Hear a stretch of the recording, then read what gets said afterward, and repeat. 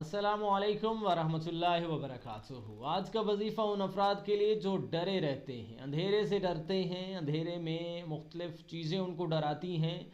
آج کا وظیفہ ان کے لیے ہے، 7 دن کا وظیفہ ہے، اس کو ضرور کیجیے گا، اس کو اپنے معمول کا حصہ بنا لیجیے گا، اپنے بچوں کو بھی بتائیے گا کہ بچے بھی یہ وظیفہ کریں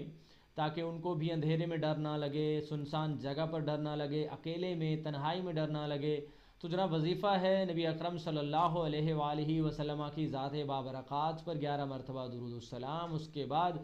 70 مرتبہ الحسیبو،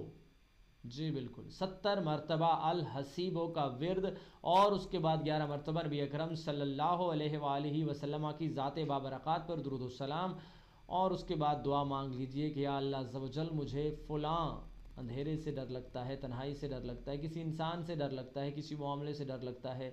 تو اللہ عز و جل مجھے آپ اپنی پناہ میں رکھیے، اپنی عافیت میں رکھیے، اپنی رحمت میں رکھیے۔ اس کے بعد دعا کر لیجئے 7 دن کے بعد 8ویں دن آپ کو اگر اندھیرے سے ڈر لگتا ہے، قبرستان سے ڈر لگتا ہے، تنہائی سے ڈر لگتا ہے، تو وہ ڈر ختم ہو جائے گا انشاءاللہ عز و جل، اور ہر مسلمان کو یہ وظیفہ کرنے کی اجازت ہے۔